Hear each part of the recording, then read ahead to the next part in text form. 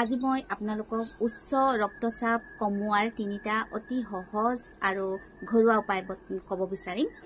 প্ৰথমতে আপোনালোকে potassium rich খাদ্য অধিক খাব। পটাছিয়াম ৰিচ খাদ্য যেতিয়া বেছি খায় তেতিয়া আমাৰ শৰীৰত থকা এক্সেছিভ সোডিয়াম আৰু ফ্লুইডবোৰ নিৰ্গত হয় আৰু ফলত আমাৰ ব্লাড ভেছেলবোৰ ৰিলেক্স হয়, ফ্লেক্সিবল হয় আৰু লাহে লাহে আমাৰ ব্লাড প্ৰেছাৰটো কমি যায়। পটাছিয়াম ৰিচ খাদ্যৰ এখন তালিকা মই মোৰ ডেছক্ৰিপশ্যন বক্সত দি দিম, আপোনালোকে চাই ল'ব। সাধাৰণতে পালেং, কল এইবোৰ পটাছিয়াম ৰিচ খাদ্য হয়। দ্বিতীয়তে আপোনালোকে নিমখ অৰ্থাৎ সোডিয়াম কমকৈ খাব। সোডিয়াম বা নিমখ বেছিকৈ খালে আমাৰ শৰীৰত ৱাটাৰ ৰিটেনশ্যন হয় আৰু সেই যেতিয়া শৰীৰত ৱাটাৰ বেছি হয় সেয়া ব্লাড ষ্ট্ৰীমতো কিছুমান ৱাটাৰ সোমাই পৰে।